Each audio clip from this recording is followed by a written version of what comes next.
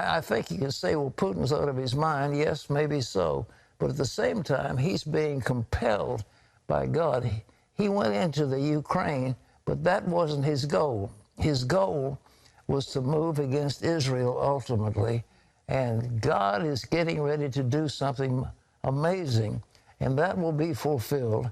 And what Putin is doing by moving as he is to set up Ukraine as a staging ground for one of the armies, and then across is Erdogan at Turkey, and you've got between them that little Dardanelles area, and it's going to happen. So I just say that is what's coming up.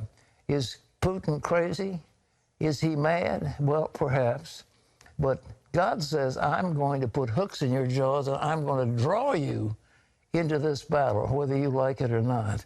And he's being compelled, after the move into the Ukraine, he's being compelled to move again to get a land bridge and then across the Dardanelles with Turkey, and watch what's going to happen next.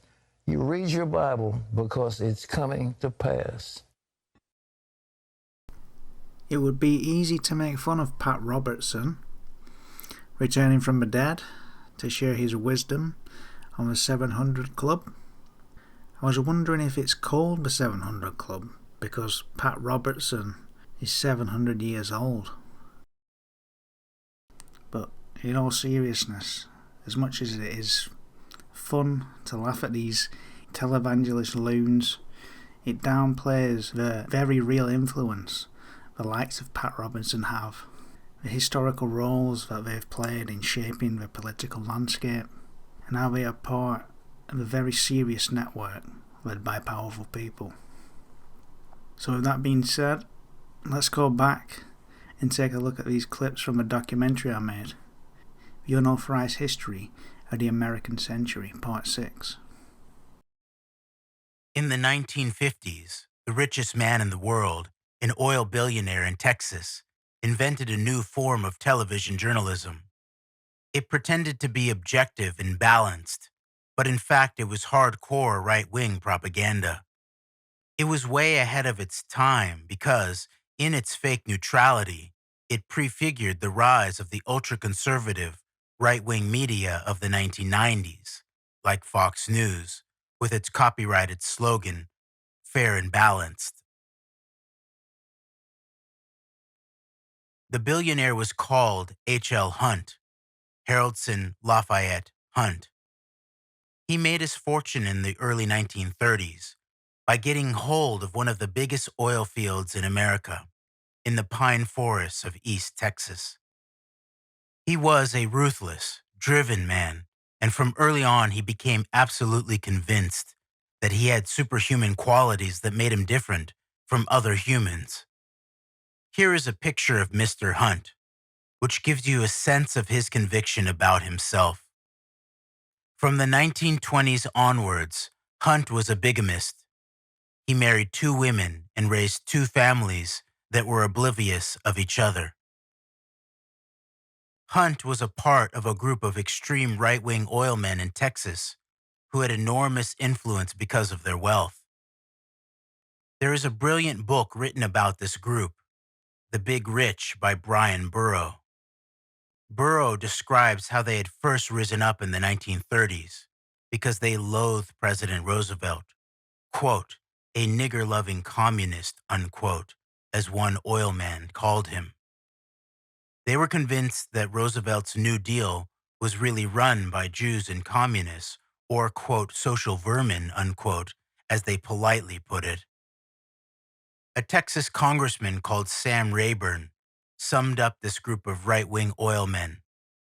Quote, all they do is hate, unquote. And he also turned to the new medium of television to promote his ultra-conservative views. In 1950, he wrote a pamphlet putting forward the idea of what he called a, quote, educational facts league, unquote. Its purpose, Hunt wrote, quote, will be to secure an impartial presentation of all the news through all the news channels concerning issues of public interest, unquote. It would, said Hunt, be an organization where ordinary Americans would be supplied with the true facts of political life. Hunt announced that the organization would be called Facts Forum, which produced radio and television programs of conservative, anti-communist political commentary approved of by Hunt. That included the distribution of books by Senator Joseph R. McCarthy, whose Senate campaign was financed by Hunt. Hunt discovered Dan Smoot to be Facts Forum's public face. Smoot had been an FBI agent, and he was smooth and reasonable. Starting on radio, but then moving to television, Smoot presented a show called Facts Forum, which every week would claim to present a balanced presentation of the facts behind the news. Very reminiscent of the later catchphrase on Fox News, "We report, you decide." Again, Hunt was ahead of his time because the show fused right-wing anti-communism with fundamentalist religion.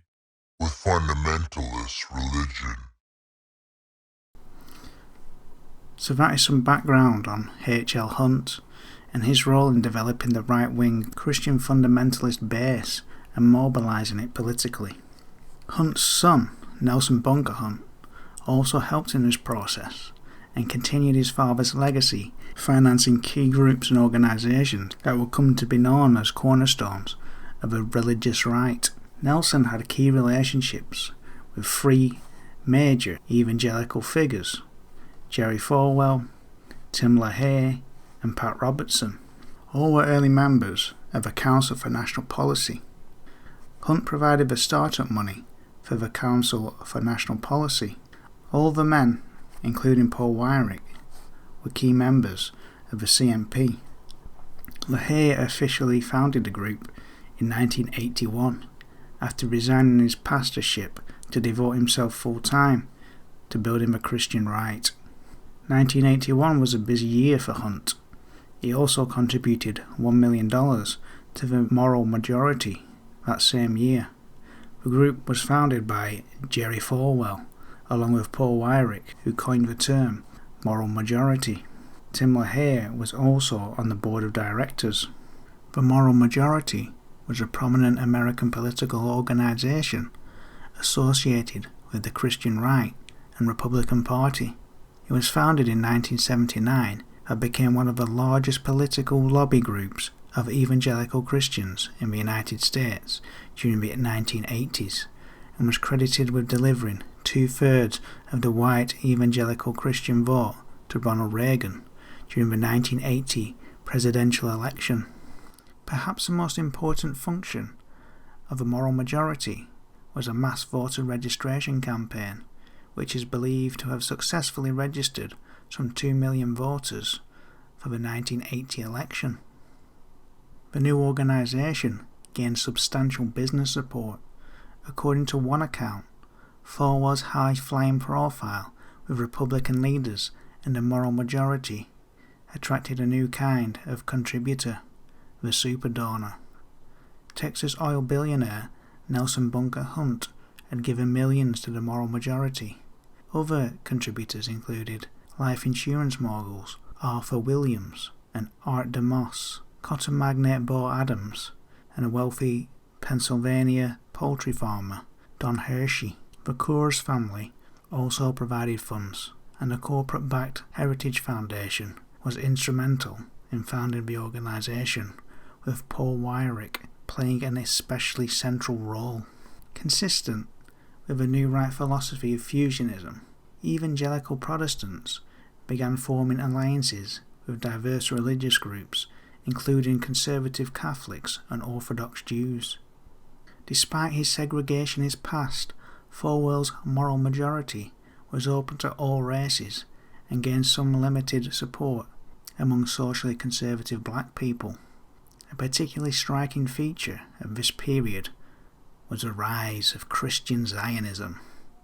The Christian Zionists were staunch supporters of the State of Israel, based on a biblical prophecy that the Jewish state anticipated the second coming of Jesus. Jewish groups responded with some trepidation to the evangelical support, but ultimately welcomed the prospect of forging new alliances for the pro-Israel project. And finally, the evangelicals established common cause with corporate lobbyists seeking an expansion of the US military. The president of the American Security Council, a trade group of weapon manufacturers, developed close ties to one of the moral majority's affiliated organizations, the Religious Roundtable. Accordingly, many Christian conservatives advocated for an aggressive US military stance and justified this advocacy in theological terms. During the 1980 election campaign, the evangelicals played prominent public roles, overwhelmingly in favour of the Republican candidate Reagan. The evangelical mobilization was not decisive in Reagan's election, given the substantial 10-point margin of victory over Carter. While the moral majority brought new voters to the Republican Party, especially among the vast numbers that the organization registered, it also probably alienated a sizable number as well. Overall, the net electoral benefit of the evangelicals to the Republican Party in 1980 was actually less than it had been in the earlier 1972 election.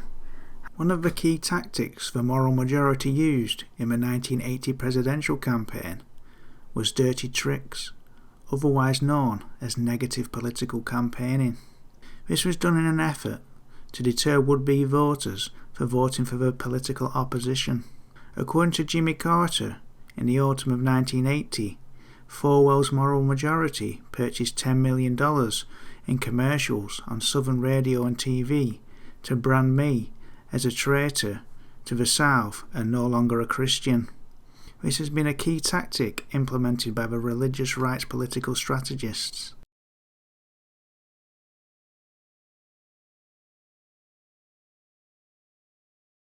How many of our Christians have what I call the goo-goo syndrome? Good government. They want everybody to vote. I don't want everybody to vote.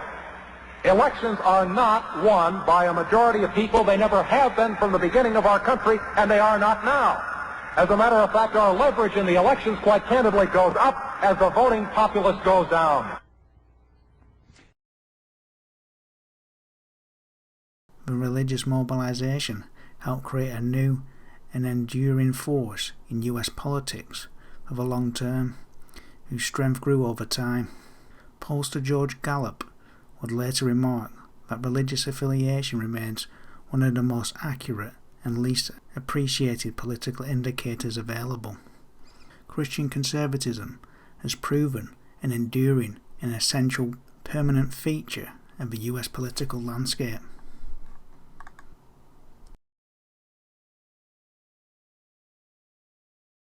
Hunt's relationship with Pat Robertson went back further. Over a decade earlier, in 1970, Hunt donated $10 million to Pat Robertson's Christian Broadcasting Network. Another connection of interest of Robertson's is to the Grace family. Prior to his career as a televangelist, Pat Robertson worked for 2 years as a financial analyst and management trainee at W.R. Grace Co.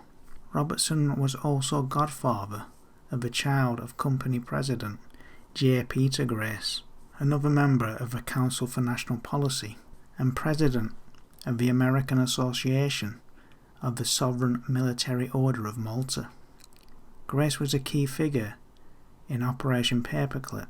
W.R. Grace would go on to employ many Nazi emigres via the operation after World War II. That brings us to this interesting connection.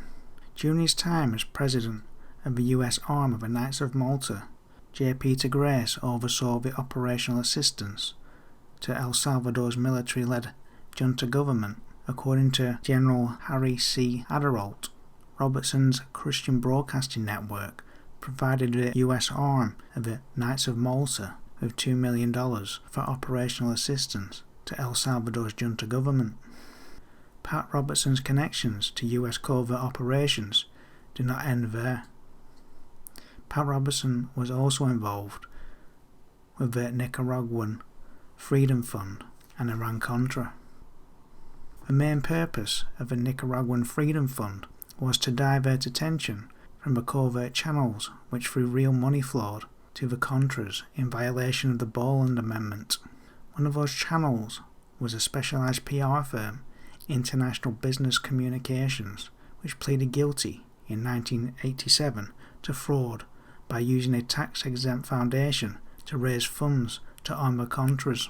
It had been a profitable business, according to the Iran-Contra Congressional Investigating Committee, which concluded that IBC had kept about $1.7 million of the $5 million it channeled to the Contras.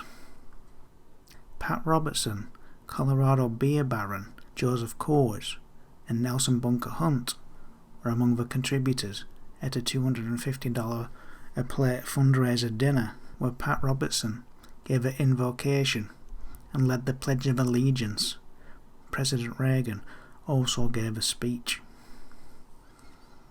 Hunt also financed the Contra effort via National Endowment for the Preservation of Liberty, which was a shell company used by Oliver North to provide funds and support for the Contras fighting the Sandinista government.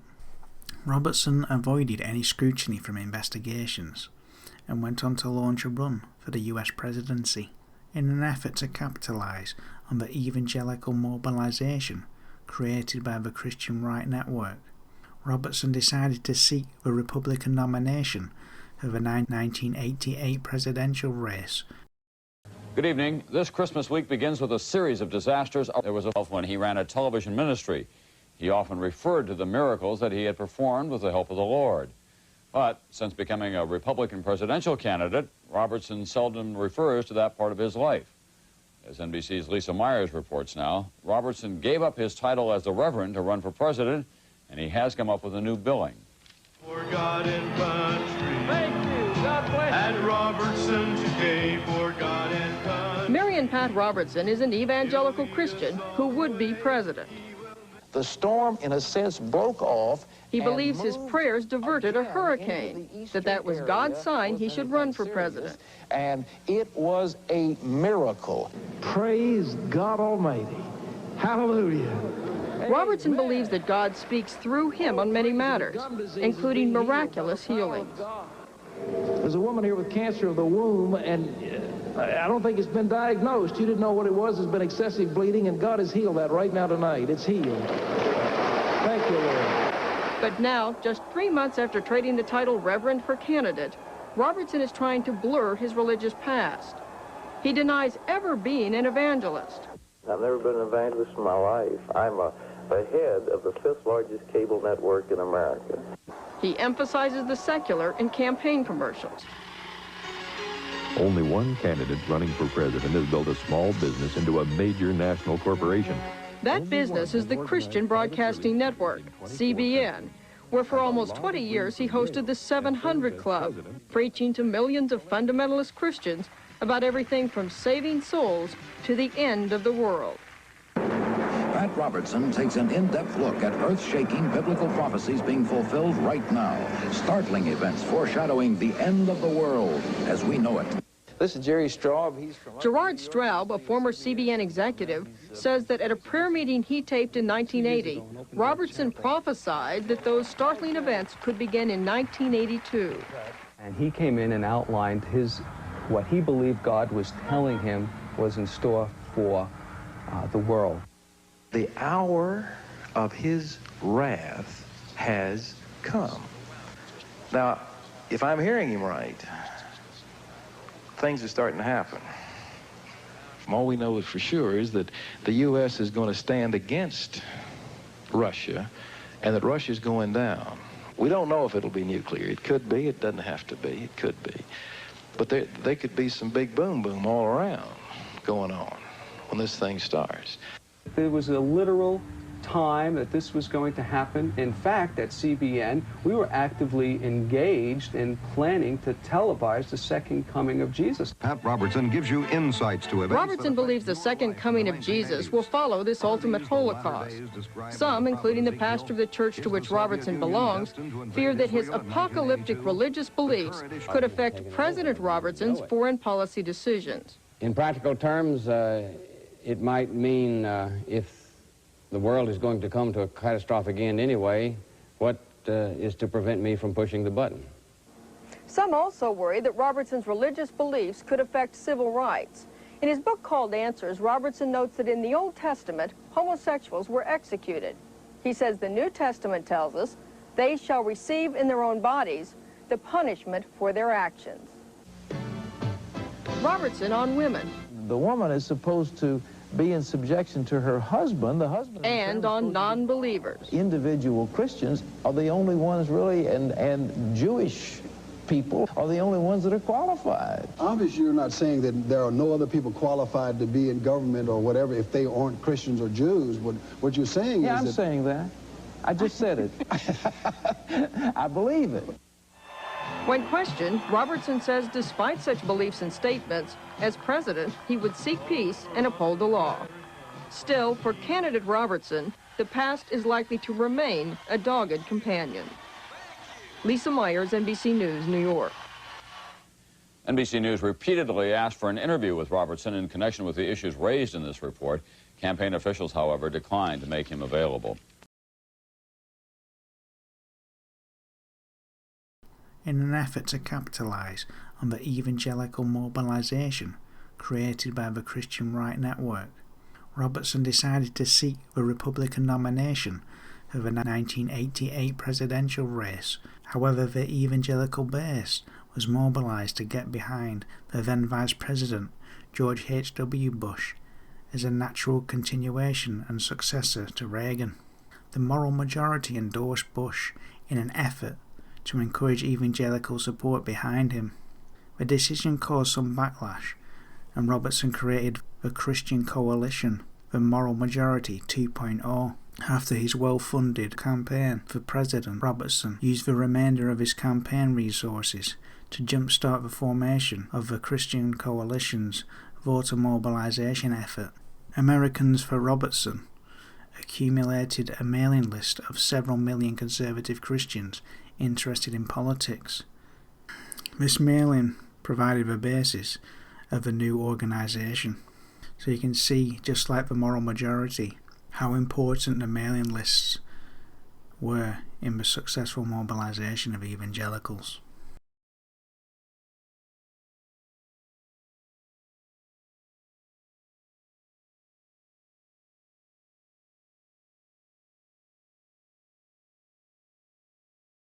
Their goals, I mean, and when we were researching Holy Terror, they were very much, when Ronald Reagan was elected, they were very much chest pounding, a lot of them. And they were saying how they had, they told us what their goals were.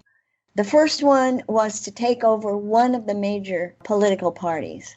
The second one was to take both houses of Congress, one at a time or both, whatever, then the White House, the Supreme Court. And it's like this is what we heard 40 years ago. So this is, of course, what has now come to fruition.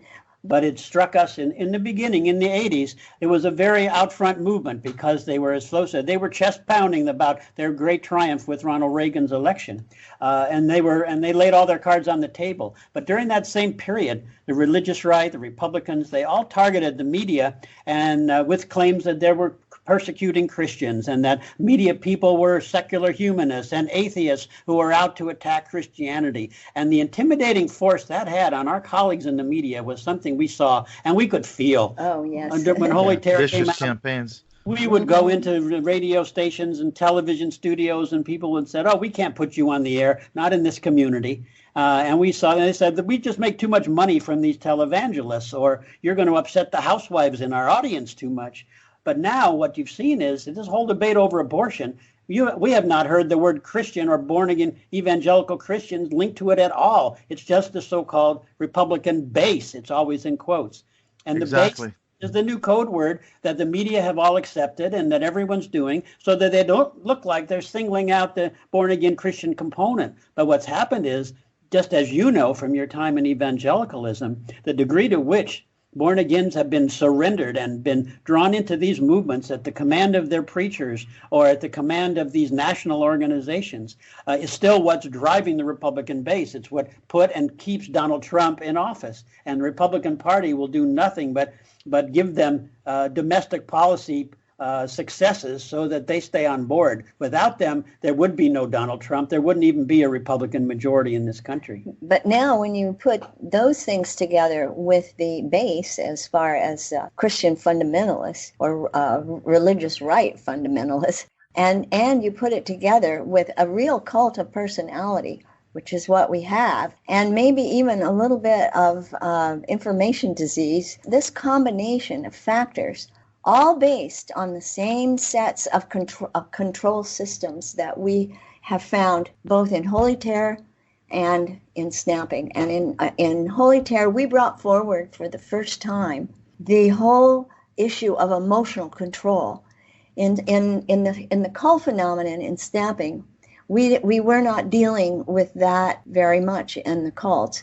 But when we were dealing with Holy Terror, that very much was one of the things that we found in relation to the fundamentalist Bible-based Christian was emotional control. One thing that struck me about reading Holy Terror, you're putting your finger on things back in the early 1980s. I came across a quote that said that back in 1982, when you wrote the book, their objectives were the following. They said, or you said, they wanted to Christianize the nation. They wanted to fill all government positions with Bible-believing Christians, so you got like a Dominion Reconstructionist theology, to gain ascendancy over the national media, so you could put Fox News, televangelist, whoever, to have fundamentalist beliefs taught as science in public schools, and we're seeing a resurgence of that, fighting evolution, to dictate the meaning of human life, which is abortion, and finally to convert every person on earth. And what really struck me about Holy Terror was like this issue of missions, worldwide missions, because you bring the point out that actually the missions movement is about converting every single person in the world. It's not just an American thing. No, it's a worldwide campaign to go against folk religions and other religions in other places and replace it with their version of Christianity. Exactly, and that's where, once again, Campus Crusade was just so open about those goals. We went to their headquarters, we interviewed their leading officials, we looked at all of their documentation and all of their literature, and they stated it, come help change the world, and the goal was to convert every man, woman, and child on earth. And now you've seen this replicated in hundreds, maybe thousands of American-based and global evangelical groups that are really aiming to do that. We have in Holy Terror, we managed to get through a confidential source a copy of their international employment job offers, and so many of those jobs all around the world were for young missionaries and young Campus Crusaders to try to convert or to bring into the fold people in the military, people in governments all over the world, and we just have it all printed there. That wasn't public knowledge. We got literally black and white. The idea that they go in and they go in like an intelligence operation, a covert operations, to put people in the right place, the head of a country, to put them in their office or to put them in the right place in the military or something like that. It's unbelievable. And that's the thing. I came across it when I was in Africa. I was over there when I was still a Christian in 2001. We went to Kenya in Nairobi. And what was really surprising, I guess I shouldn't have been surprised, but it was still surprising when we talked to the locals in Kenya, because we were part of a church group. Their theology was straight American, Western, fundamentalist Christianity. And I'm thinking, what? Where is this coming from? And as we talked, it was clear that, well, of course, it made perfect sense because their theology was informed by Western missionaries in Kenya, so it's right all over the world. And those crusades were funded by very rich American evangelicals, many of whom were the heads of major corporations or tied into political organizations. Exactly. And they gave people like Nelson Bunker Hunt from the Hunt family, they gave literally millions of dollars for this purpose of trying to change the world as they saw it. Yes.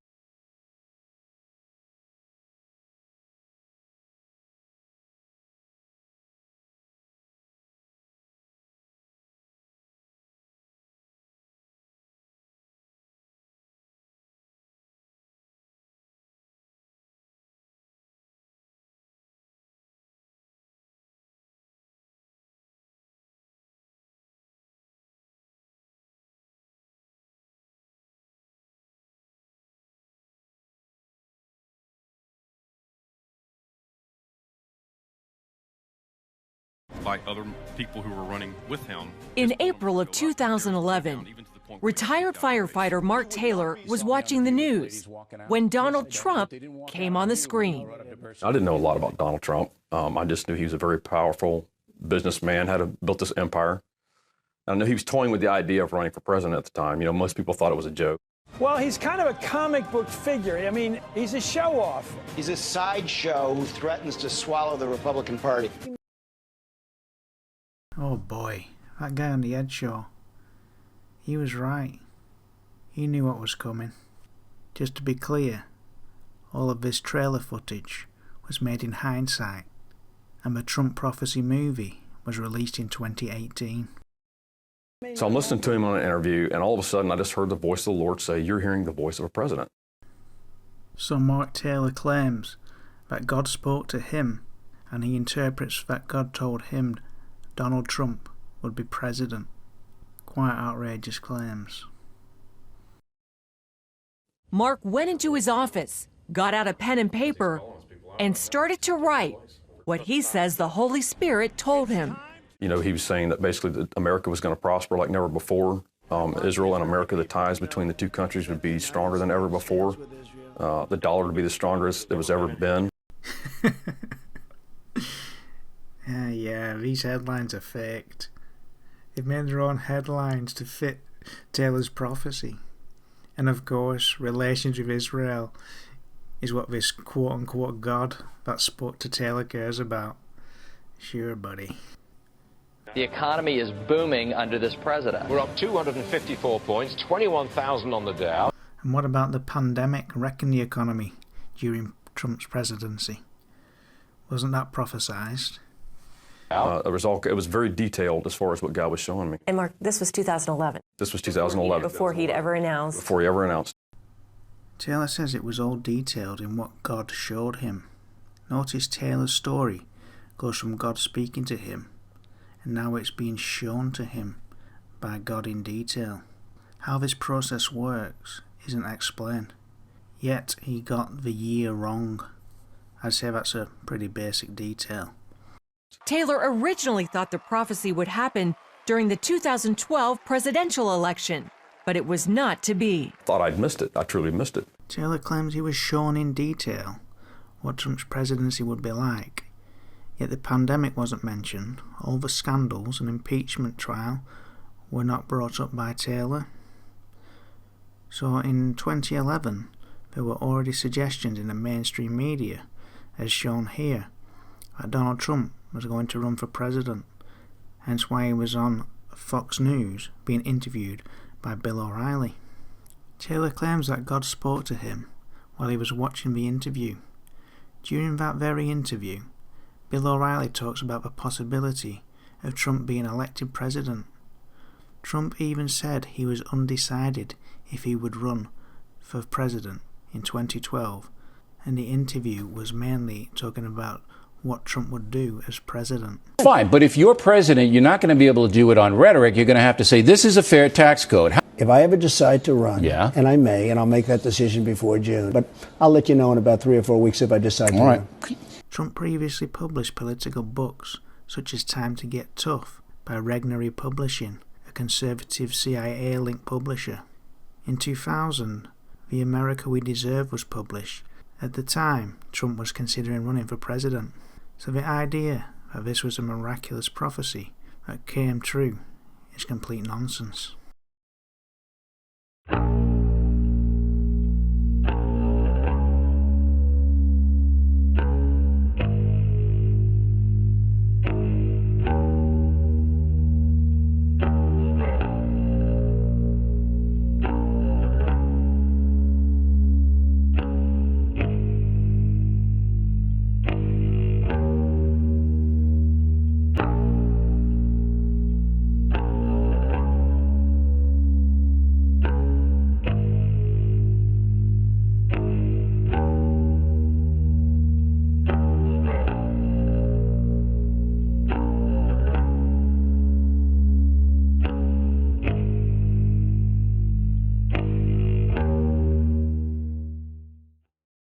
Then, on June 16, 2015, I am officially running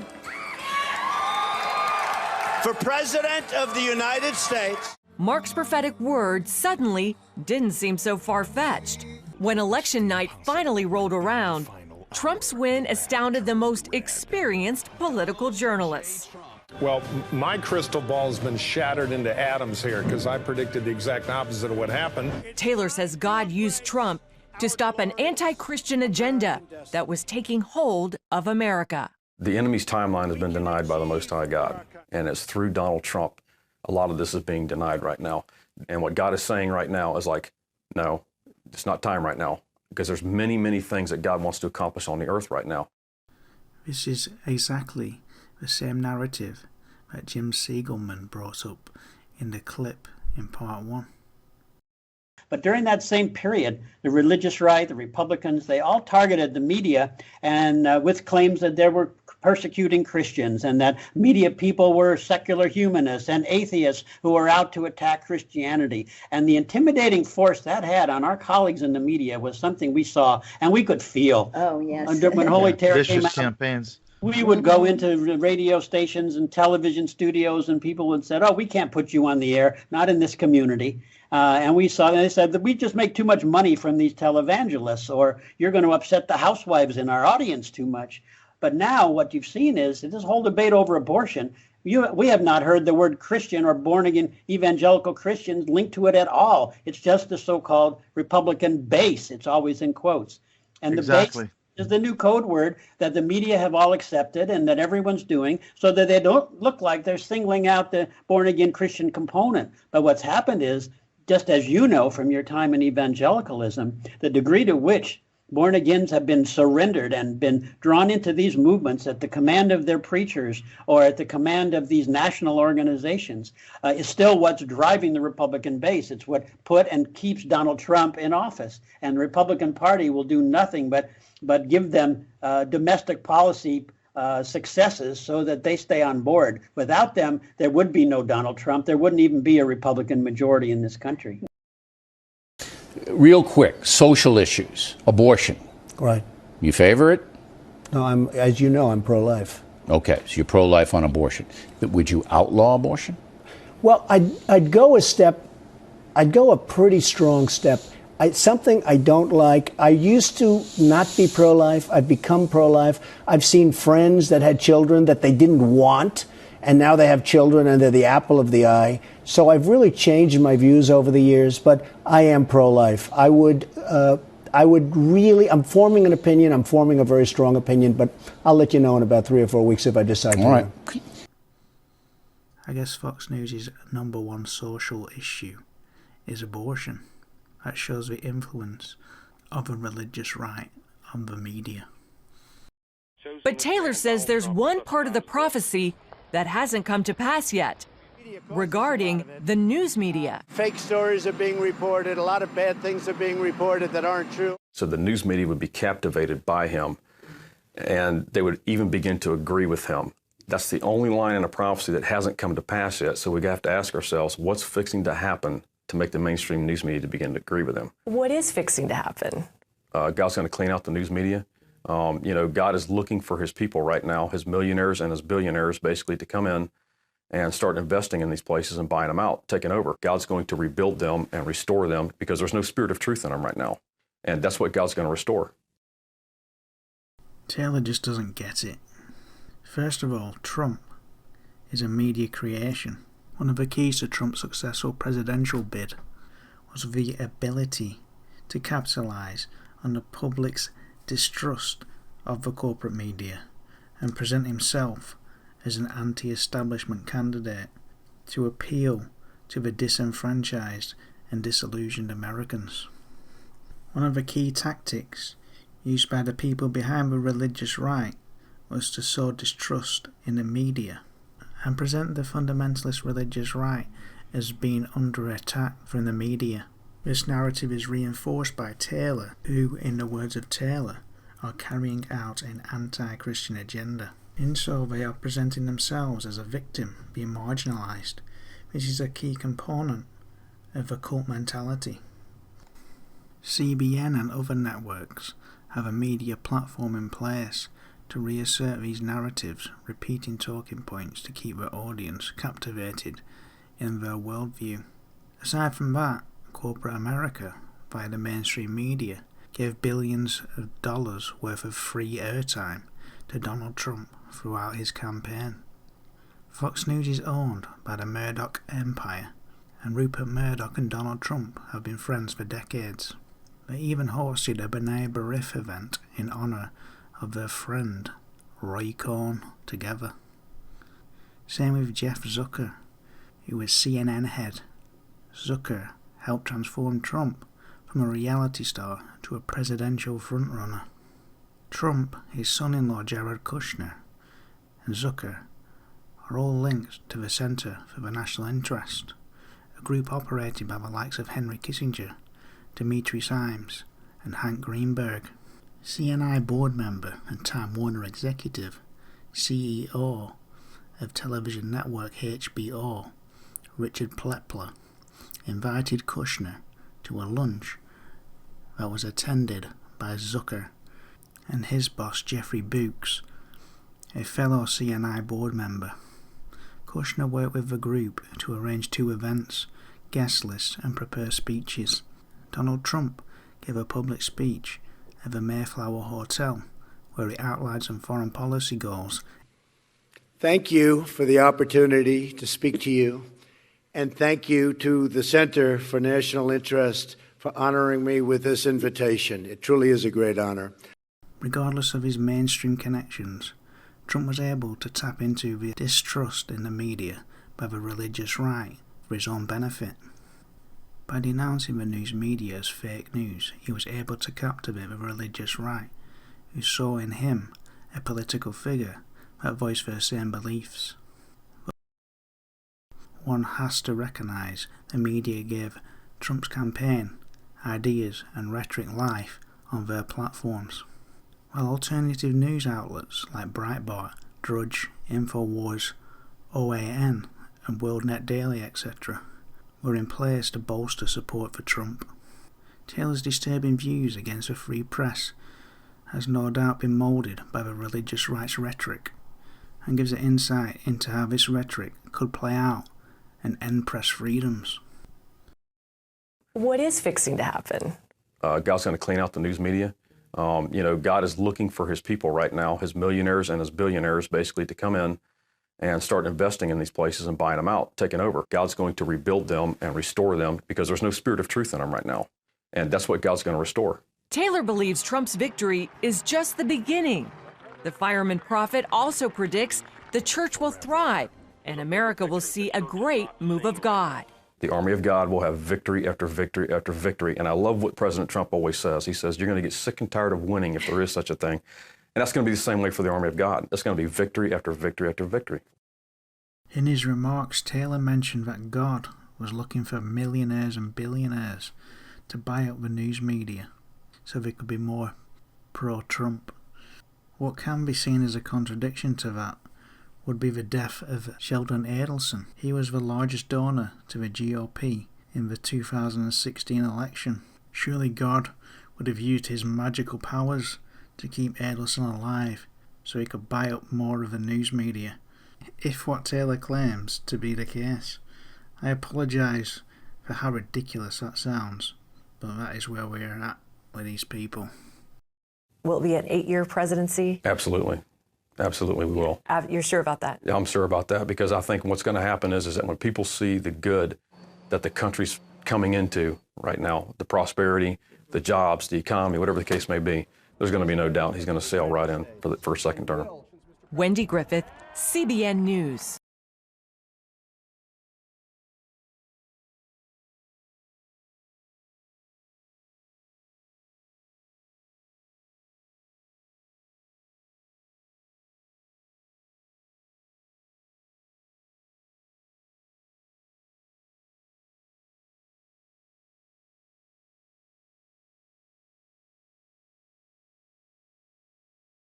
You had a list of pastors out there that was made headlines that was supporting Biden. They were pro-life pastors. We disagree on the pro-life or the pro-choice thing, but we're supporting Biden. Are you kidding me? Let me tell you something. Every Christian every pastor out there that voted for Joe Biden last night, you have brought a curse upon yourself and your family, your children and your children's children down to the third and fourth generation, and you need to repent. I don't care if you are pro-life. You cannot call yourself a Christian and call yourself a Republican or vote for Biden. You know what I mean? Or call yourself a Democrat, or whatever it is. You call yourself a Democrat and a Christian, it doesn't matter. If you voted for the dark side, that's what you did. You are implementing the dark agenda, Satan's agenda, the kingdom of darkness. You are not supporting the kingdom of God. And if you cannot see that, if you do not repent, judgment will fall upon you, I believe, and your family and your children's children down to the third and fourth generation. You guys need to be standing up in faith right now and standing up for the prophetic word, what God has spoken. Yeah. See, that's the part that they're not doing. Everybody wants to cave into this. Well, look, I am not going to apologize right now. Not going to happen. I'm not leaving this foxhole. I know what God has said. I know what God has shown. Chris, I got a book full of prophecies that God gave me before Trump ever came into office that still has not come to pass yet. But he has to be in for a second term in order for them to come to pass. So I will not backtrack. I will not falter, and I will not bow a knee to man or these prophets of Baal that are putting a false sense of concern, if you will, on people right now, because I know what God says. I don't mean that to sound arrogant. I'm just standing in faith.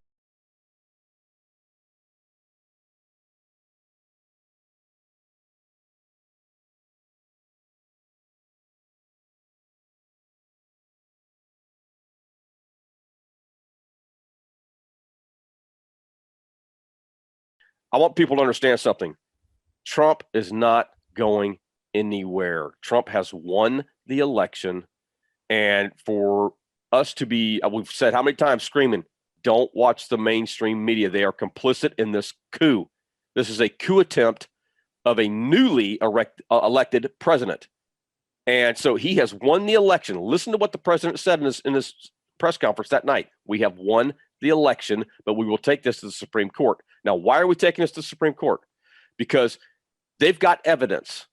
What people don't understand is that these ballots were watermarked. Right. And on the watermark will determine what is a true legal ballot and what's not. And the Democrats just keep printing these things every time they find out Trump's ahead somewhere, and they're dumping these things off at 4 a.m. somewhere. And so they're finding so much stuff right now. Even Eric Trump put out last night that we are finding. You're not going to believe what we're finding. In other words, this thing is way bigger and way worse than anyone could ever imagine. And so they go to the Supreme Court. What happens? They have to disclose all of their proof. Right. And it will be laid out bare for the American people to see. And I think, honestly, Paul, you're going to see Republican and Democrats highly upset as to what this process has done and what the Democrats have done.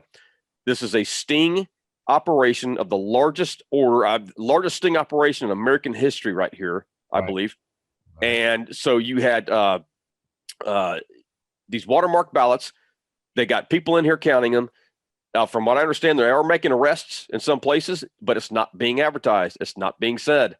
So people aren't hearing about it right now. Yeah. Look for social media to continue. We could have that blackout coming pretty quick. They've been censoring the president's Twitter feed. Yeah. I look for them to take it completely down. It may be down by the time this airs. I'm looking for the tweet from him that our friend said that starts it all off. Ladies and gentlemen, the storm is upon us. And so that might be his last tweet before they take it down. Who knows? We'll find out. But if we lose internet, I mean, think about this for a second. That would make a lot of sense. All of a sudden that they would take down the internet because they don't want the truth getting out with this coming out. Of course. And they're going to try and delay this as long as possible. Right. But, again,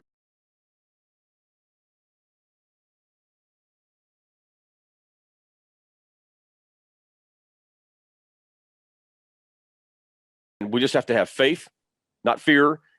God's already prophesied this. He prophesied that he would be 2 terms. He said that Trump was going to get 5 Supreme Court picks. He's only got 3, which means he's got to get in for a second term to get 2 more. So we've got all these things laid out here. So he will be in for a second term. Is it going to be a fight? Yes, it is. But everybody just needs to take a deep breath and realize that God is in control.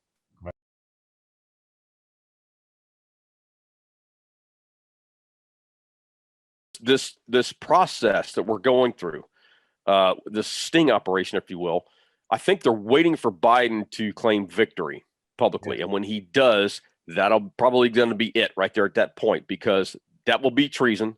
That will be the coup attempt. And the media will be complacent in that as well, or complicit in that. Oh, absolutely. Because especially Fox News, the election night.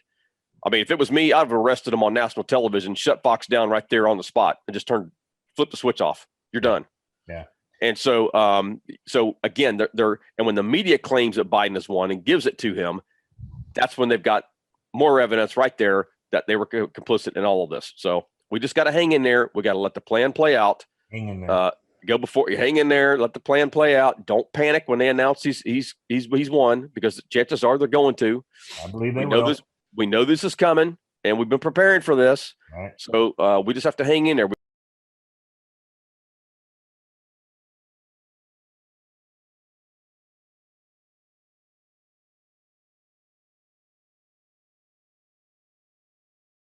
Look, we cannot forget we have to be using our weapons of warfare too, Paul.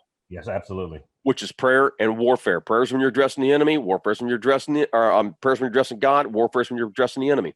So we have to make sure we have to push this through. We can't just sit back on our behinds and not do anything. We have to get off our behinds and get on the front lines. Forget the escapism mentality. It's killing people. Literally, it is killing people.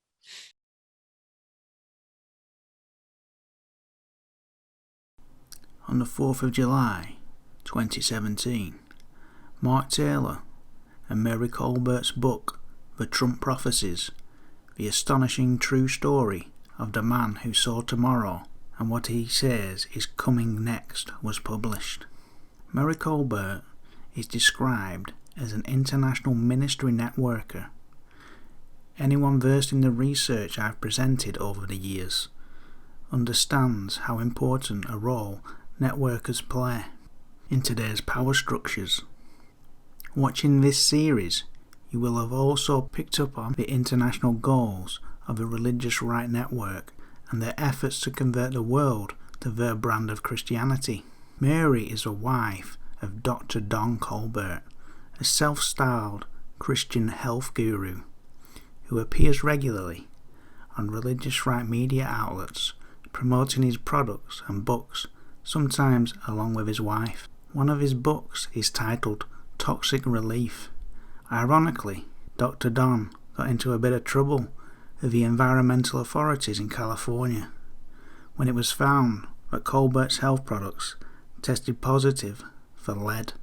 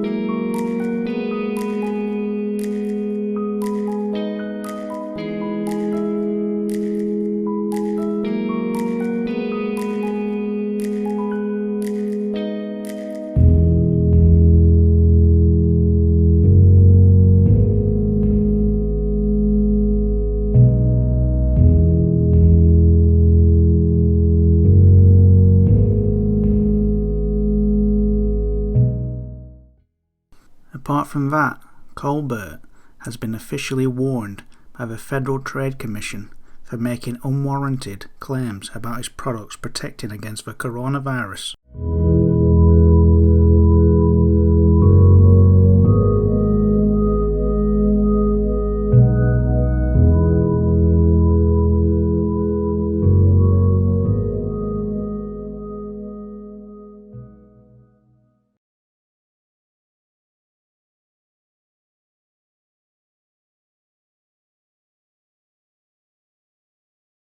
Colbert's connections to this inner circle of a religious right and Mark Taylor's Trump prophecy aren't a coincidence.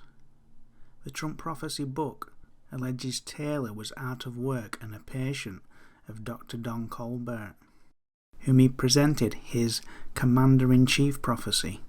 The timeline is somewhat unclear, but later Mary got to read it. In the book she explains that she immediately recognized the prophecy as God's word. According to Colbert, this was due to the text rhythm, which is a bizarre claim and a odd way to try to verify a quote-unquote prophecy. I'm not convinced there is even a way to verify Taylor's quote-unquote Trump prophecies. Mary's endorsement of Taylor's Trump prophecy just seems like a way to try to give them some legitimacy in an attempt to trick people into buying into Taylor's claims. If this is the level of discernment we are dealing with when it comes to verifying Taylor's claims, those levels are unsatisfactory to rational people. I myself am skeptical of not only the prophecy but the origin story. Looking at the bigger picture, it seems more likely this Trump prophecy story and narratives were all planned out by this religious right network. By her own account, Taylor gave her the journals of God's messages, and Mary felt they needed to be spread around the world. Thus, she started a phone-based prayer chain that garnered approximately 100,000 callers per day, a number so high it shut down 2 servers. Colbert distributed hundreds of copies of the prophecy, utilizing the network that had already been established through the networking and husband's medical practice. In addition, she made postings of the prophecy on social media. Another connection of interest is Rick Wiles of True News. As the story goes, Wiles had learned of Taylor's prophecies from Mary Colbert when Wiles' wife visited Dr. Don Colbert, so I assume that Dr. Don Colbert is Rick Wiles' family doctor. This led to an appearance of Mary Colbert and Mark Taylor on Rick Wiles' True News radio show in April 2016. Then on the 9th of June 2016, Mary and Don Colbert appeared on the Jim Baker show to talk about the prophecies and their alleged God's alleged preference for a Trump presidency. Taylor participated by telephone, reading from a Commander-in-Chief prophecy. After Trump's victory, however, Taylor began appearing on shows in person, speaking openly about his revelations. So we can see this network manufacturing a grassroots interest by spreading this prophecy among evangelical Christians. So it isn't much of a stretch to believe that they manufactured the alleged prophecies. There are a number of ways that they benefit from doing this. One is to make money via book deals and films, get attention, appeal to the Christian audience, create the perception that quote-unquote God endorses Donald Trump in an effort to generate evangelical support for a Trump presidency, reinforce their religious rights political beliefs and agendas and associate them with God. It provides a new topic to talk about for these religious right figures, allowing them to push their narratives, and provides them with the ability to create new content for their platforms, i.e. keeping their flock on the plantation by continually churning out content that keeps them docile and captured in the religious right paradigm through reinforcement. Working with the principle that Christians can't question God, these people are using the alleged prophecy to convince Christians that Trump was handpicked by God and his actions are all part of God's plan. Then in the mind of the convinced, Trump himself cannot be questioned. This framing provides the perfect cover for Donald Trump's problematic past and questionable politics. It also makes believers of this framing naturally defensive of Trump. As a byproduct of this situation, an obedience to government is created, making many believers more like subjects of the government rather than being represented by the government itself. This is where you can clearly see the cult in the cultivation. If we take a look at the book's publisher, we get a glimpse further into this network and what they have been up to. Okay, so we're going to have a look at some of these books. We will start with this one by Tom Thorne called Shadowland, because I'm sure people who are familiar with the information I've presented over the years and that of the antidote are aware of Donald Trump's very real connections to figures such as Roy Cohn, Robert Maxwell and Jeffrey Epstein. Anyway, because I've done a lot of the initial research on Epstein before I published any of it, and had pieced a lot of Trump's background together before he became president, and also was familiar with the CMP due to the work of Josh Reeves, and from a continuation of research on that, the influence of Robert Mercer on the Trump campaign, and the use of psychographics by Cambridge Analytica. So I had somewhat of a unique perspective when the Pizzagate psyop was being pushed in the run-up to the 2016 election. This new narrative being pushed by the likes of Roger Stone. Stone, a Nixon operative and dirty trickster, had become increasingly involved in Alex Jones's operation and pulled several stunts as part of his anti-Clinton dirty tricks, and even helped facilitate an appearance by Donald Trump on the Alex Jones show. The Pizzagate psyop focused only on the Democratic Party, specifically Hillary Clinton, John Podesta, and his brother Tony. And this quickly branched out and was moulded into the QAnon operation. But some of the themes that originated with the Pizzagate conspiracy theories included spirit cooking, pedophilia, and cannibalism. We see those themes included in the overview of Tom Thorne's Shadowland. To use the word shadow, you'll see, is a theme across this network.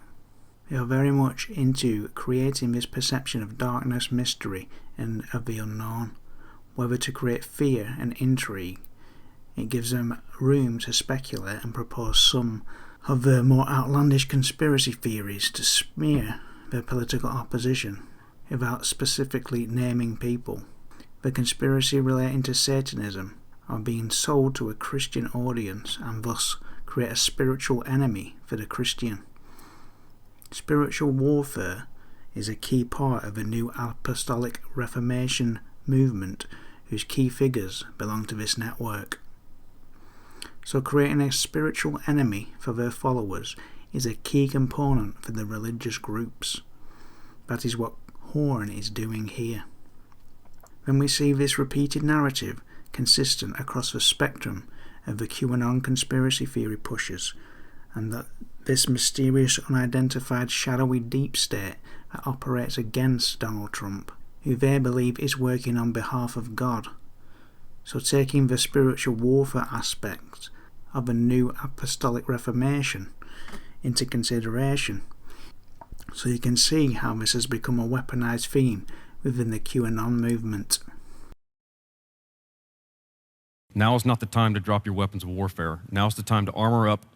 I know people are battle weary, but we will win. We will be victorious through this battle. So God's calling a rally to his army right now. We have to finish this third objective, but he's going to add a fourth. This third objective is going to probably get a little hot, because when they start serving arrest warrants, you could possibly see some civil unrest. And if that happens, it could get nasty. Now, the reason God is saying this now is so that the army of God can engage now, because we can mitigate that in the spiritual realm. It's our job as the army of God to blaze a trail in the spiritual realm so that it does not manifest in the natural. So if these civil unrests begin to take place, don't focus on the storm, don't focus on the obstacles, focus on the mission. Wow. Okay? We're going to get more into this whole deep state narrative as well.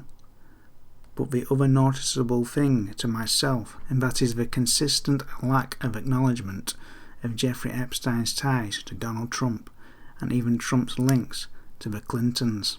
Horn also promotes the narrative that Russiagate was a hoax, and this is consistent with QAnon and Donald Trump, despite the overwhelming evidence that not only Donald Trump but the GOP have many connections to influential Russians.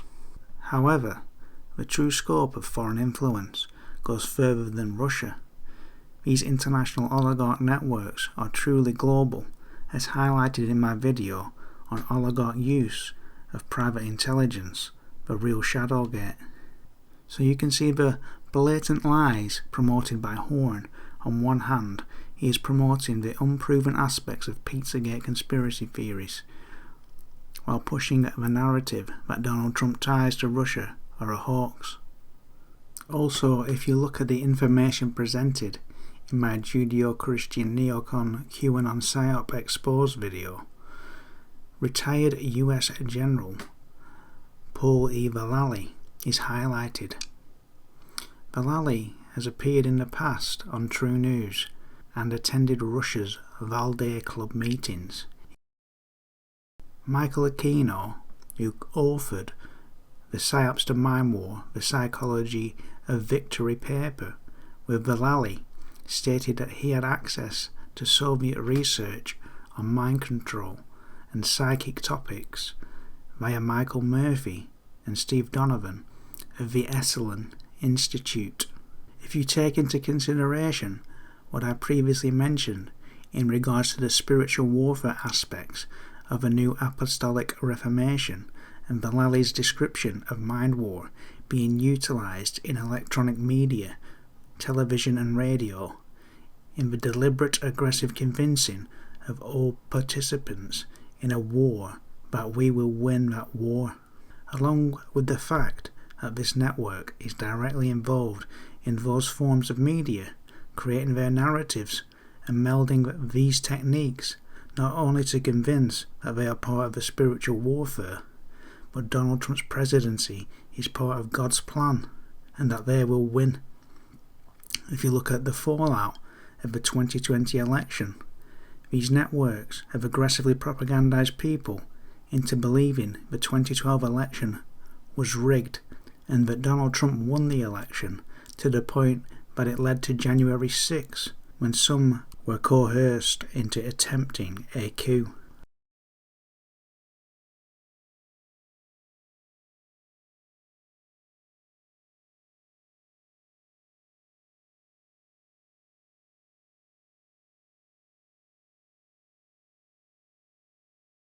And previously, Vallely announced to an audience at a Tea Party event that he would happily lead a coup against Barack Obama.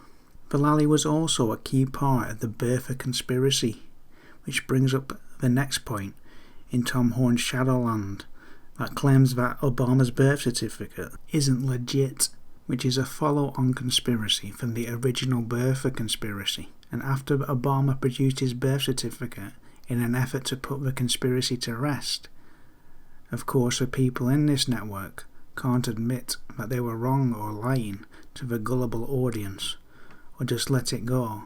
They have to double down with a new conspiracy theory. That behaviour would be consistent with the techniques from the Psyops to Mind War, the Psychology of Victory paper. General Paul E. Vallely is a part of the neocon think tank apparatus. He is involved in Frank Gaffney's Center for Security Policy, along with Lieutenant General Jerry Boykin.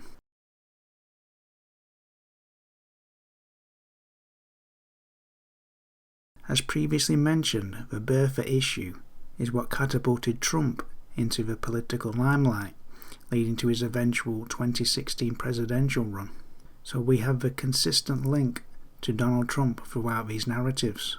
As you can see on the cover of the Shadowland book, the foreword is written by another former army man, Lieutenant Colonel Robert McGinnis. Apart from the military link to Paul Vallely, the two men were part of a controversial propaganda operation known as the Pentagon Military Analyst Program.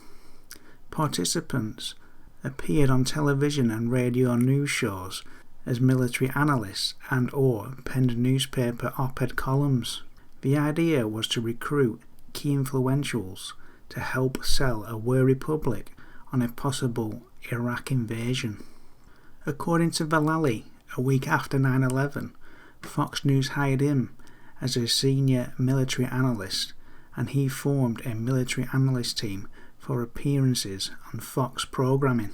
On Fox's On the Record show on January the 30th, 2003, Lieutenant Colonel Robert McGinnis responded to a Gallup poll indicating that a majority of Americans said they expected thousands of deaths from the invasion of Iraq and subsequent war and fallout, claiming that while we can't dismiss the possibility that thousands of deaths would occur, the reality is that we're not going to see that. We can take a few things from that statement. McGinnis is willing to lie to the people of the United States to push an agenda by the then Bush administration. So anyway, this is McGinnis's book entitled The Deeper State, published by Defender Publishing Group. The audacity of this guy to claim to be exposing a deeper state when he is a shill for the military-industrial complex and the neocon-era Pentagon is shocking.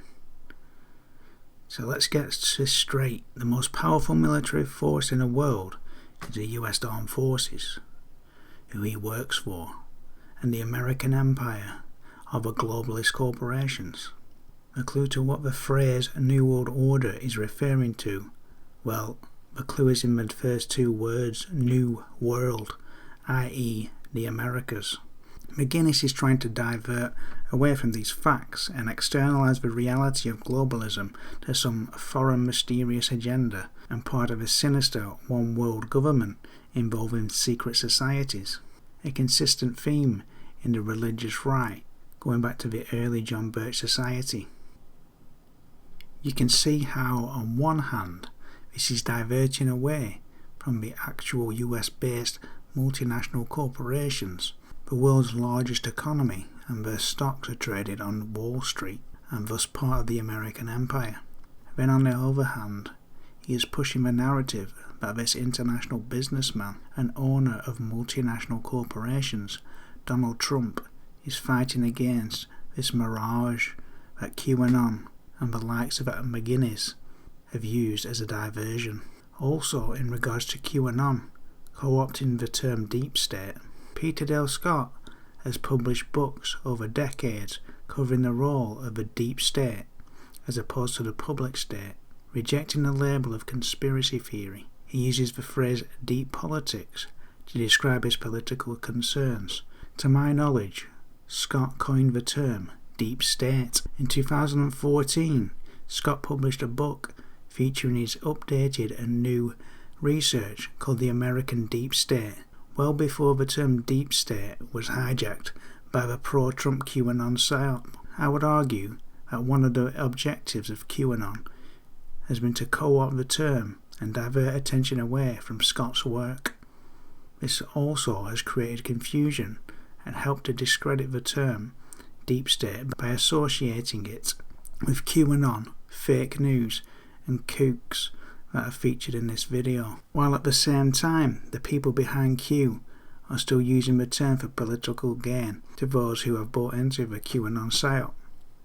For those familiar with the subject and followers of my work will notice that Q's complete blackout of the deep political connections to Donald Trump, and they will twist the narrative that those behind and supporting Donald Trump are fighting the deep state. This is a complete lie, and the QAnon psyop is in fact part of a real deep state. Anyone pushing this idea that QAnon is legit is misinformed, a troll, a kook, or a disinformation agent. QAnon is in part an attack on Peter Dale Scott and real researchers who have been exposing the deep state for decades. What gets on my nerves is this very network is part of a deep state that Peter Dale Scott, according to fellow longtime Dallas researcher Josh Reeves, it was Scott that brought the Council for National Policy to his attention. So this inspired Reeves to delve deeper into this subject that resulted in the creation of the Secret Right documentary series. For those of you unfamiliar with my work and who I am, my name is Josh Reeves, and I'm a radio talk show host as well as a documentary filmmaker. And back in September of 2007, I began my radio show entitled The Global Reality with Josh Reeves. And on the second show that I ever hosted, I had a guest on my program by the name of Professor Peter Dale Scott. Now, during the course of this conversation, Professor Scott and I talked about, various groups that are generally held in reverence as being part of the power structure in New World Order related research. And so we get to talking about the various groups that most people talk about, the Council on Foreign Relations, the Trilateral Commission. And during that interview, Professor Scott said, well, there's actually a group that has maintained more power and control now than even the CFR, and they're a more secretive and powerful version of that is mostly made up of people on the right wing side of things. And I've sort of been on this trek since then of really uncovering the group, finding out who is this group, the Council for National Policy, what do they control, what have they been involved in the past, and what are the implications of a group like this operating in secrecy right in front of our faces. With McGuinness's worrisome connections to the military, a psychological operations general, a Pentagon-run propaganda operation exposed, as well as his book mirroring QAnon psychological operations talking points, one has to conclude this whole weaponized deep state narrative popularized by QAnon and this network is being used to cover up and divert attention away from the actual network and their involvement in a dark money deep state.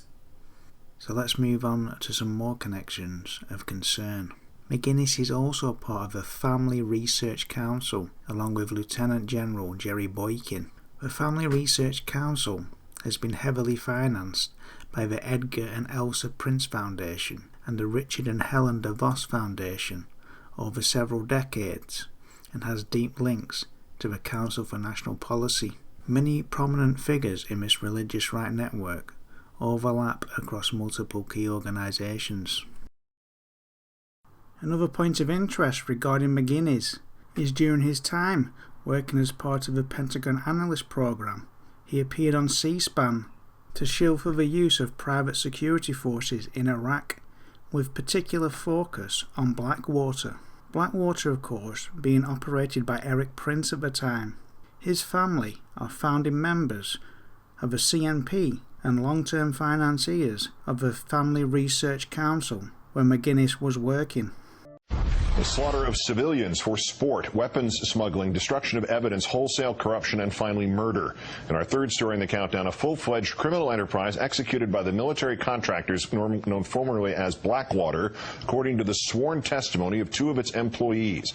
The Nation's Jeremy Scahill, who broke the story, joins us in a moment. The details come straight from two sworn affidavits filed late last night by persons whose identities have been sealed to protect their identity, men who have previously cooperated with federal prosecutors in the criminal inquiry into Blackwater. From John Doe No. 2, a former member of Blackwater's management team, quoting the affidavit, it appears that Mr. Erik Prince, Blackwater's founder, and his employees murdered or had murdered one or more persons who have provided information or who were planning to provide information to the federal authorities about the ongoing criminal conduct. On several occasions after my departure from Mr. Prince's employ, Mr. Prince's management has personally threatened me with death and violence. John Doe No. 2 also stating that Mr. Prince, pictured here, smuggled unlawful weapons into Iraq, including sawed-off semi-automatic machine guns with silencers and illegal hand grenades. And the affidavit also says that Prince, quote, views himself as a Christian crusader eliminating Muslims and the Islamic faith from the globe. To that end, Mr. Prince intentionally deployed to Iraq certain men who shared his vision of Christian supremacy. Many of these men used call signs based on the Knights of the Templar, the warriors who fought the Crusades. Mr. Prince operated his companies in a manner that encouraged and rewarded the destruction of Iraqi life. Going to Iraq to shoot and kill Iraqis was viewed as a sport or game. Strikingly similar allegations made in the affidavit of John Doe No. 1, a former U.S. Marine who worked for Blackwater in Iraq. He alleges that incidents of unjustified deadly force were initially videotaped and watched in a session called a hot wash. With these connections established, let's take a look at this book by Tom Horn named saboteurs. We see a similar theme established in Shadowland and McGinnis's The Deep Estate, promoting the narrative that Donald Trump is this hero fighting against the New World Order. This book focuses on a Masonic conspiracy and biblical prophecy, a key focus and feature of a New Apostolic Reformation and Tom Horn's publications. Horn focuses on occultist Aleister Crowley. Now, Crowley is a subject all to his own, and I can't do justice to that subject here. However, invoking the occult into Horn's narrative is key in creating a spiritual adversary for the audience. Horn's own prophecies and setting up the framework of agendas of a religious right and other conspiracies relating to Pizzagate and QAnon. The mention of Freemasonic symbolism in the Great Seal and Washington, D.C. is also interesting framing used by Tom Horn, as Josh Reeves highlighted these very networks' own links to Freemasonry and use of Masonic symbolism. Could it be inspired of God to write the future? Who knows the future? What is Bible prophecy? Actually, it's the future written in advance. And how could you write the future in advance unless you had divine insight? Only God could write prophecy. Prior to forming the Council for National Policy in 1981, Tim LaHaye moved to San Diego, California in 1958. Quoting from the Rolling Stone magazine article Reverend Doomsday, quote, "At that time, Southern California was a hotbed of former McCarthyites, neo-Nazis, and the John Birch Society, a right-wing group so paranoid and extremist that it denounced President Eisenhower as a communist. They all muttered darkly about secret societies, the evil United Nations, and one world government conspiracies, views that LaHaye would soon make his own. For years, LaHaye spoke at Birch Society training sessions, getting to know many of its leaders and building his ministry in the part of California that 20 years later would be the launching pad for Reagan's 1980 presidential bid." The picture on the left is the cover of the 1999 book, The Power of the Cross, by Tim LaHaye. The one on the right is a centuries-old Masonic symbol and can be seen on an official site of the Knights Templar. Some might mistake it for a Christian symbol, but Masonic author Ray Denslow reveals its true meaning. The cross and crown may be said to be confined almost exclusively to the historical degrees in Masonry, as exemplified in the various orders of the knighthood of York and Scottish rites. In Gaul, we find the cross to have been a solar symbol when it had equal arms and angles. To the Phoenicians, it was an instrument of sacrifice to their god, Baal, and to the Egyptians, the crux ansata was his symbol of eternal life. Was it also a coincidence that LaHaye and his associates set up their pre-tribulation research center in a place that's considered a vortex of occultic power in Washington, D.C.? They were located on L'Enfant Promenade, a street named after the Masonic Pierre Charles L'Enfant, who designed the city in Masonic and occultic symbols.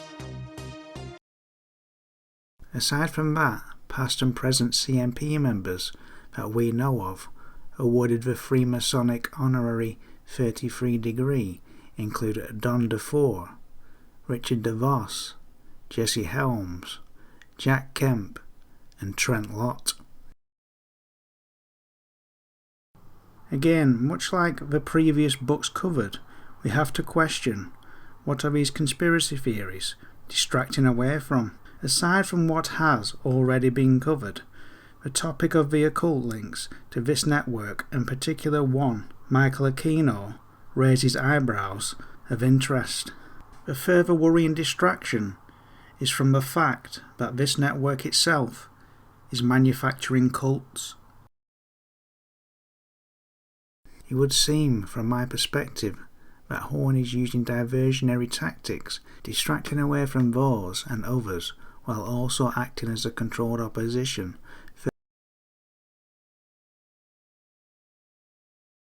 Now that the importance of prophecy to a religious right has been revealed, let's explore further into some of these alleged prophecies and how they fit with the agenda of the religious right.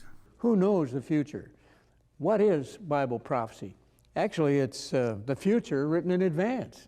And how could you write the future in advance unless you had divine insight. Only God could write prophecy.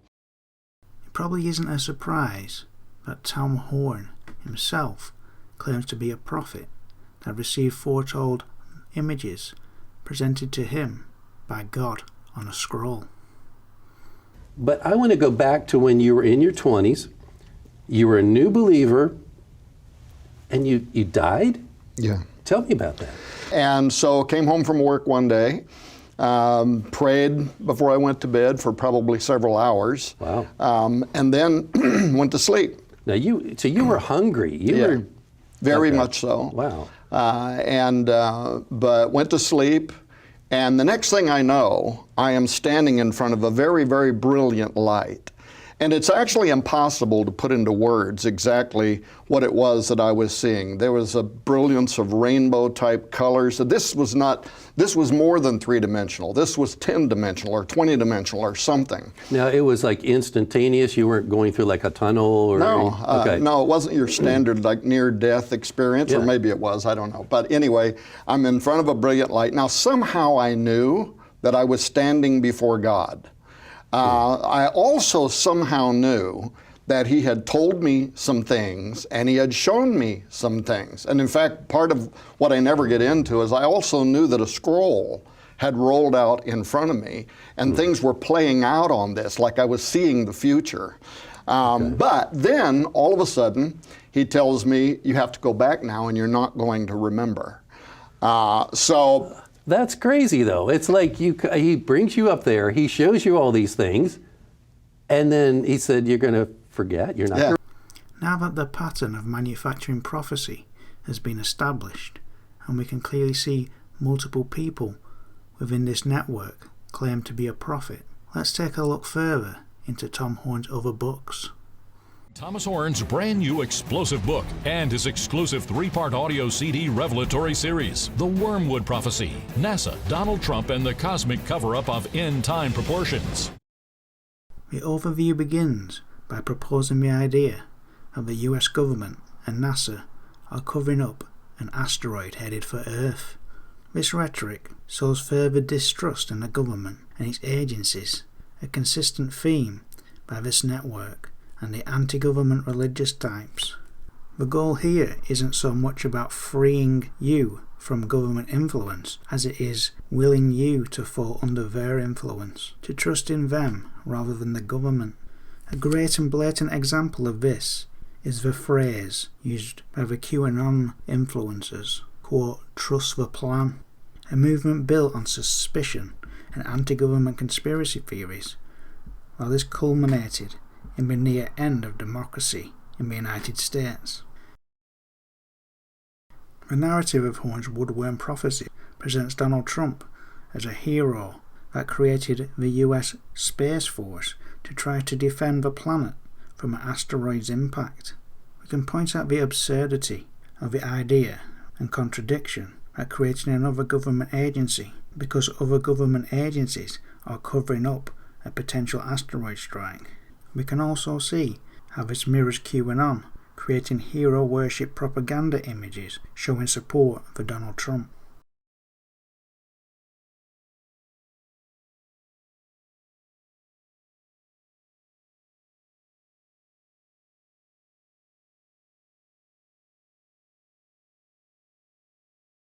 We may even have a Space Force. Develop another one. Space Force. We have the Air Force, we'll have the Space Force. We have the Army, the Navy. You know, I was saying it the other day because we're doing a tremendous amount of work in space. I said, maybe we need a new force. We'll call it the Space Force. And I was not really serious. And then I said, what a great idea. Maybe we'll have to do that. That could happen.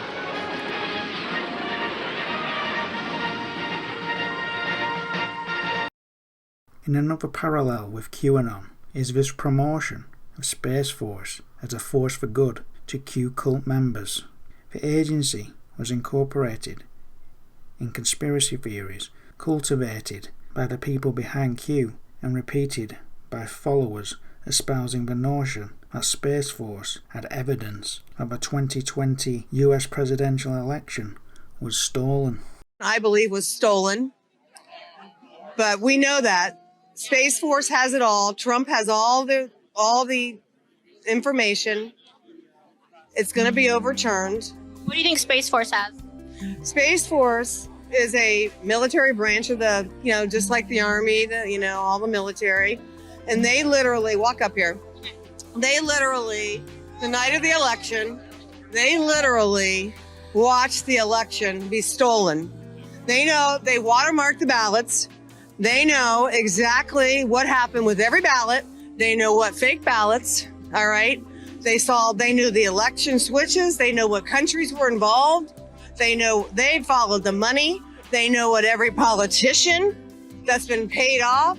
They know there was 269,000 sealed indictments, but I think it might even be up to 500,000 sealed indictments.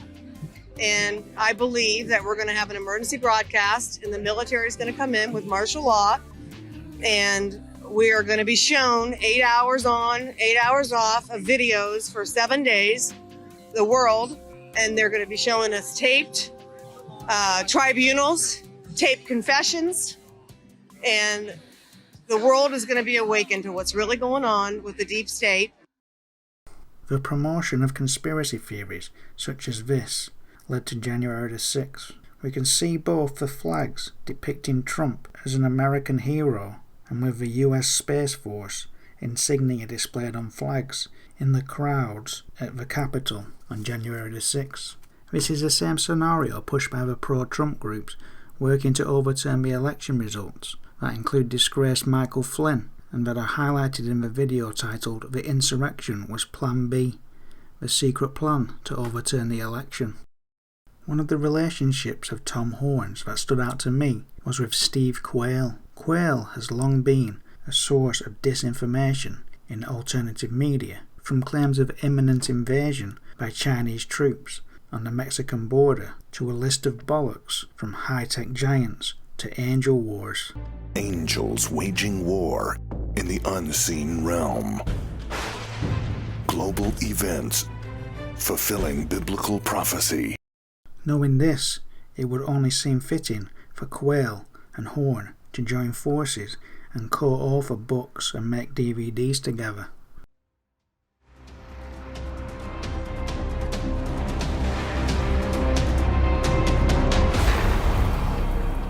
Giants are going to return to the earth, are going to rise from the dead. There is a multi-billion-dollar black market for extractable DNA from the tissue and the bones of dead giants. The stage is now set for mankind to bring about the reemergence of the Rephaim.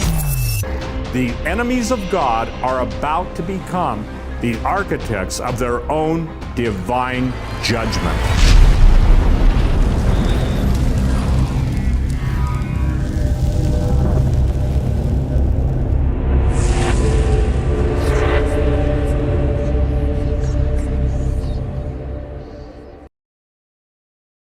When I looked into Quayle further, I found he was promoting QAnon, Donald Trump, and Michael Flynn. He had been a guest on InfoWars, Coast to Coast AM, and another show that connects a lot of these promoters of QAnon and many of the pro-Trump false prophets in this network, called Hagmann Reports.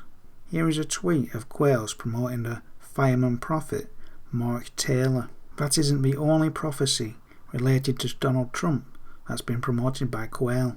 In 2016, Trey Smith published a video claiming Donald Trump was a modern-day Cyrus the Great, according to biblical prophecy.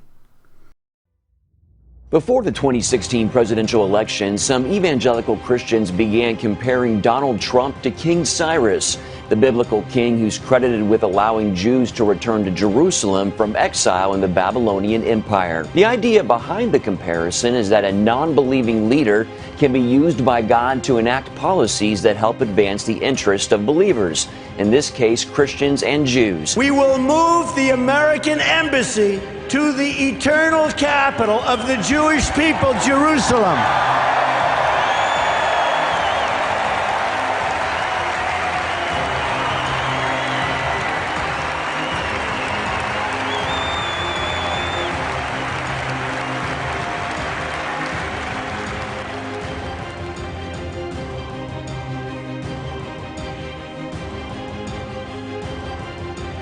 Donald Trump recognized history. He, like King Cyrus before him, fulfilled the biblical prophecy of the gods worshipped by Jews, Christians, and yes, Muslims, that Jerusalem is the eternal capital of the Jewish state. I have determined that it is time to officially recognize Jerusalem as the capital of Israel.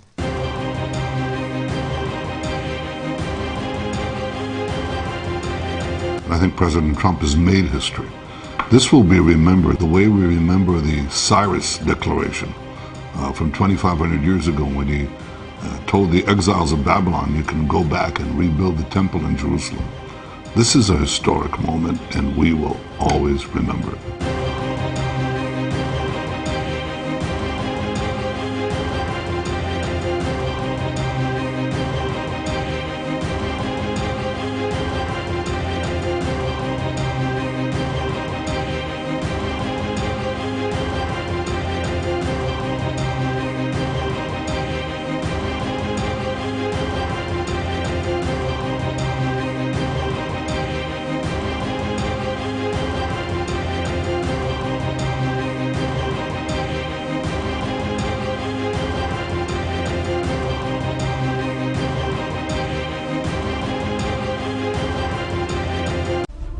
That is a Trump Cyrus coin. That's what that is in my hand. This is a third temple. That's what the image is that is on the back of this coin. And you have Trump and Cyrus. A lot of people said these coins were actually a conspiracy. These didn't even exist.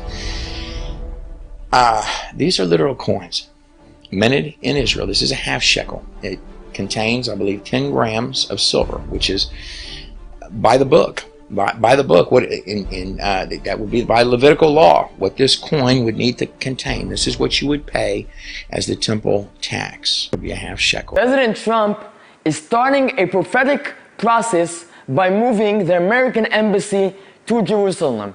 Just like King Cyrus 2,500 years ago said, he charged me to build a house in Jerusalem. Here again, President Trump is building a house in Jerusalem. Donald Trump sent Iranians, who are the descendants of Persia, a message to reflect on their own history, and that it was the king of Persia, who 1,000 years before Muhammad was even born, that said Jerusalem was the capital of the Jewish people's country. We are very happy to announce that the Mikdash Educational Center just produced a new Cyrus Trump temple coin. This special coin was produced and minted for the 70 years of the independence of the State of Israel, and to honor and praise President Donald Trump, who promised, but not only promised, also fulfilled this promise, and next week will move the American embassy to Jerusalem. This is the coin of a new beginning, a third temple. Okay. Wow. Trump and Cyrus again. Trump and Cyrus. Okay. Okay, these are what I want. All right. This is the Mikdash here. Okay, what does that mean, the Mikdash? Can you tell me? Tell me. It's for the third temple. Okay, that's the third temple. That's what this is. And I think we've made arrangements with these folks. I've got a limited number of these. We're going to put some of them up. From these donations are going to be used for the rebuilding and education of the third temple.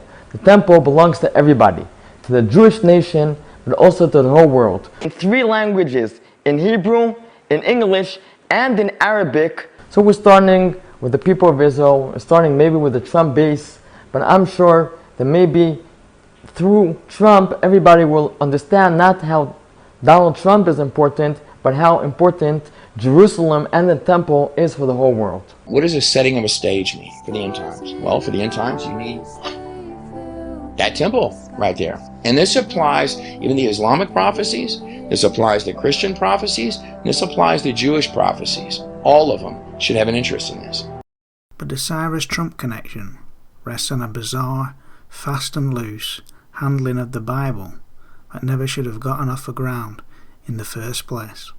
It violates an otherwise staunchly defended evangelical rule of interpretation, namely, the Bible's, quote, original meaning governs Christian faith and life. Nothing could be further from this evangelical rule of interpretation than the King Cyrus Donald Trump connection.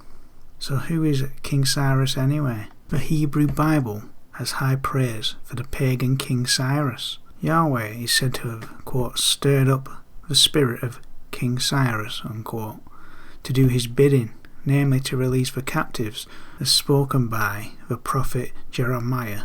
A prophet from the 6th century BC writes that Cyrus, God's shepherd, who will carry out God's purpose. Everywhere Cyrus is called God's, quote, anointed, which in Hebrew is, quote, Mishaech, which means Messiah. Cyrus is no slouch in the eyes of biblical writers, a pagan king whose reign was orchestrated by God to further the well-being of God's people, to make Israel great again, as it were, which is all the pretext some evangelicals have needed to defend Trump as God's anointed. Some of the problems with this Trump-Cyrus prophecy are that Trump isn't a king, he was a president. Trump isn't Persian, he's an American.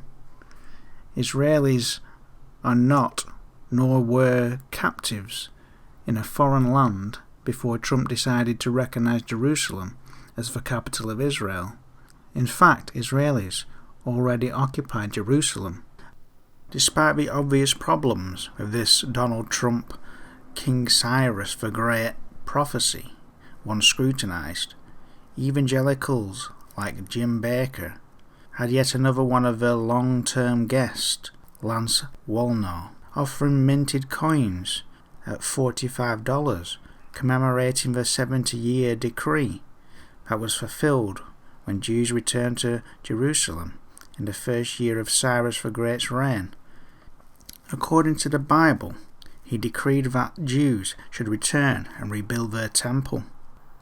You can see, while invoking this biblical story and associating it with Donald Trump, while reaching is an attempt to invoke a mirroring of Cyrus and, quote, events that are said to have occurred in the Old Testament, repeating history in regards to the rebuilding of the temple.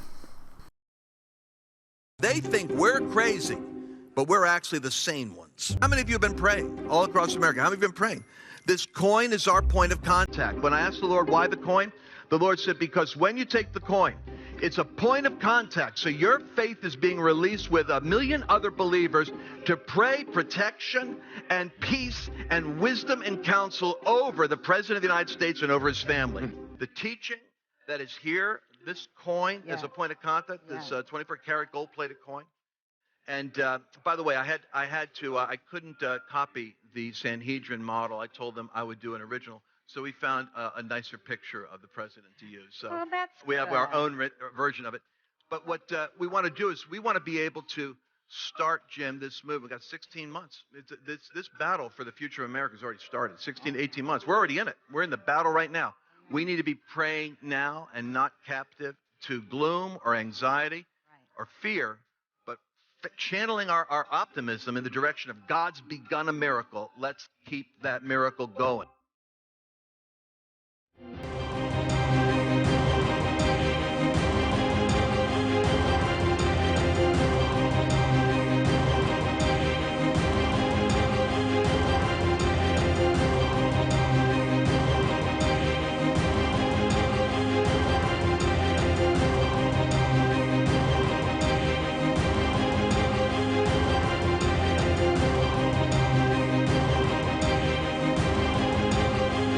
That was minted by the Institute for Knowledge of the Temple, and it has a picture of King Cyrus in the background, who was very influential in the rebuilding of the temple, the Second Temple. It has President Trump in the foreground, and on the back it has a picture of the temple itself. We hope that the declarations of both Cyrus and Trump will lead to the rebuilding of the Third Temple. When is the building? Very soon. We've already started. Yeah? Yes. And when it's due to be completed? Do you really consider the embassy move as just one step in the direction of building the temple? It's a huge step. It's not just a step. It's a huge step because it is a step that is bringing together the biblical narrative, the narrative of Esav and Yaakov, the two brothers that were split thousands of years ago, are now being brought together again. And this is all part of the biblical narrative. We believe that this is a huge step to the recognition of Jerusalem, of Israel, and the rebuilding of our third temple. Trump upset victory divinely sent to begin messianic process, say Israeli rabbis, right? This takes us to another book of Tom Horn's, The Rabbis, Donald Trump, and the Secret Plan to Rebuild the Third Temple. Not only does Horn push the notion of Donald Trump being Israel's next King Cyrus, a conspiracy theory this very network created and pushed, and is widely supported by evangelicals and Zionist Jews. While the building of the Third Temple hasn't come to pass under the first term of Donald Trump's presidency, we can see how true believers of these narratives pushed by these networks have such a strong desire to will these prophecies into existence. They are more susceptible to hearing what they want to hear, rather than take a step back and think more critically.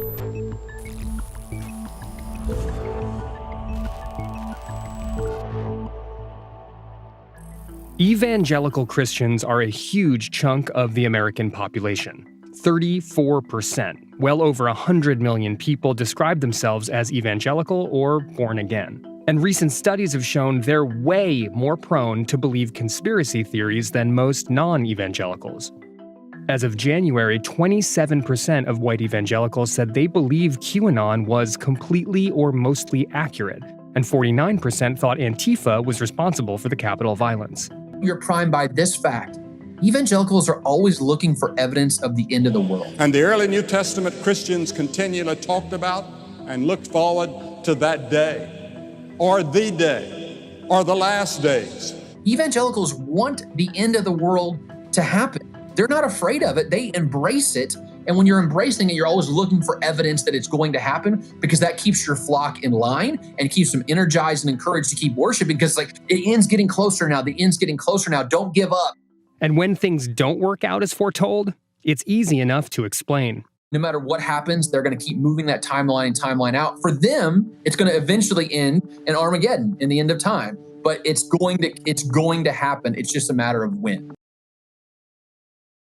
The promotion of these prophecies, including Donald Trump, only fed his enormous ego and encouraged his egotistical behaviour. Trump was emboldened to continue to abuse his power and influence, to push lies that would personally increase his power and potentially prolong his time as President of the United States of America. The fanatical religious support has provided Trump with a loyal base that seemingly supports him because they believe he was chosen by their God and perceive him as fulfilling prophecy. Knowing this to be the case, it has provided Donald Trump the ability to manipulate and utilize them to his advantage. Despite Trump's attempt to bribe foreign leaders, attack or intimidate political opponents, inspire their kidnapping, or even go as far to endorse the public hanging of his own vice president, they have been there in his corner, ready to do his bidding. He has influenced political opportunists, repeating his rhetoric to run for office, who have often received Trump's endorsement.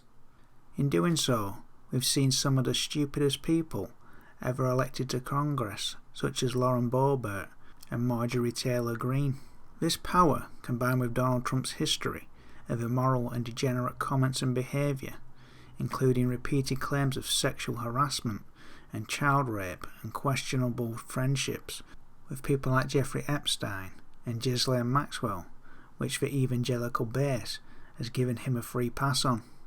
Even his comments, claimed by Trump's former longtime fixer, Michael Cohen, referring to evangelicalism as bullshit, and that he was amazed that people believe in it, after meeting a group of prominent evangelical Christian leaders at Trump Tower, where they laid their hands on him in prayer, have largely gone unnoticed in the evangelical community.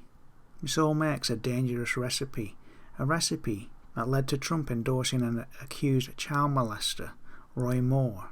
This scenario between Trump and evangelicals can only be seen in the eyes of the rational, as a negative for evangelicals from the aspect of moral standing. Knowing what has been uncovered so far in the series, with the specific knowledge that the religious right itself have manufactured these false prophecies and used them as an excuse to willfully stand with such an immoral figure as Donald Trump for their own political influence and to further their own political agenda. This isn't a failure of their judgment. They know exactly who Donald Trump is. That is why they utilize these prophecies to use them as an excuse to turn a blind eye to all the moral contradictions it takes for a Christian to support Donald Trump. By claiming he was, quote, chosen by their God, the religious right leadership have encouraged their flock to have blind faith in him with zero regard for the consequences. This highlights the dangers of religious influence in politics and why there is separation of church and state, especially when the religions seem determined to bring about the quote end times, and especially when it comes to the most powerful office in the most powerful country. With all that has been explained, with the consequences of the Trump prophecies and how the scene was set, one has to wonder if this scenario described with the religious right prophecies and Donald Trump in office was part of this religious agenda, from the rebuilding of the Third Temple to carrying out events towards the quote end times, was all part of an orchestrated plan. It certainly looks that way.